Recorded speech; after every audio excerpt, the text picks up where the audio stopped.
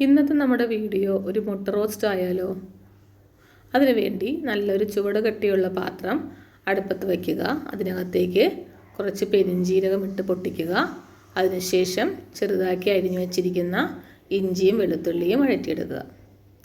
അതിനുശേഷം സവാള നീളത്തിൽ നല്ല ഭംഗിയായി അരിഞ്ഞത് അതിനകത്തേക്ക് ചേർക്കുക. ഞാനൊരു 3 മീഡിയം സൈസ് വലിപ്പത്തിലുള്ള സവാളയാണ് ഇട്ടിരിക്കുന്നത്. അത് നന്നായി യോജിപ്പിക്കുക. അത് നന്നായി മൂക്കുന്നതിന് വേണ്ടി കുറച്ച് ഉപ്പ് ആഡ് ചെയ്യുക. ഞാനിവിടെ കല്ലുപ്പാണ് ഇട്ടിരിക്കുന്നത്. കല്ലുപ്പിടുമ്പോൾ നമ്മൾ സൂക്ഷിക്കണം, ഉപ്പിൻ്റെ അളവ് മാറ്റം വരാതെ. അത് നന്നായി വഴറ്റി ആ സവാളയുടെ കളറ് നന്നായിട്ട് മാറണം.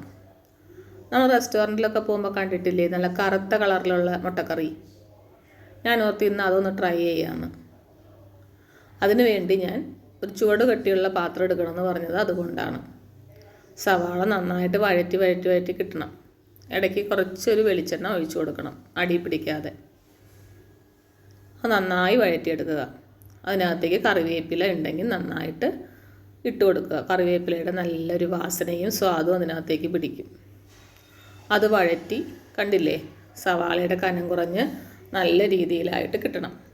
അതിനുശേഷം തക്കാളി, ഞാൻ ഇപ്പോൾ ഒരു തക്കാളിയാണ് ഞാൻ ഇട്ടിരിക്കുന്നത്. നിങ്ങൾക്ക് ഗ്രേവി കൂടുതൽ വേണം, കൂടുതൽ മെമ്പേഴ്സ് ഉള്ള ഒരു ഫാമിലി ആണെന്നുണ്ടെങ്കിൽ 2 തക്കാളി ഇടാം.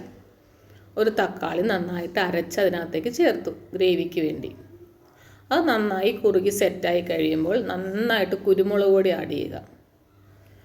എന്നുവെച്ചാൽ നമുക്ക് കറുത്ത കറിയാണ് കിട്ടേണ്ടത്, അതിന് വേണ്ടിയിട്ടാണ് കുരുമുളക് പൊടി ആഡ് ചെയ്യുന്നത്. മുളക് പൊടി ഇട്ടിട്ടില്ല. മുളക് പൊടി ഞാൻ ഓർത്തു അത് ചുവന്ന കളറായാലോ എന്ന് ഓർത്ത് ഞാൻ മുളക് പൊടി അവോയ്ഡ് ചെയ്തത്. അതിനുശേഷം കുറച്ച് മസാലപ്പൊടി ആഡ് ചെയ്യുക. ഇതിന് പാരലായിട്ട് ഞാൻ മുട്ട പുഴുങ്ങി വച്ചിരുന്നു കേട്ടോ. മുട്ട പതുക്കെ ഒന്ന് വരഞ്ഞു കൊടുത്തിട്ട് ഈ കറിയിലേക്ക് ആഡ് ചെയ്യുക.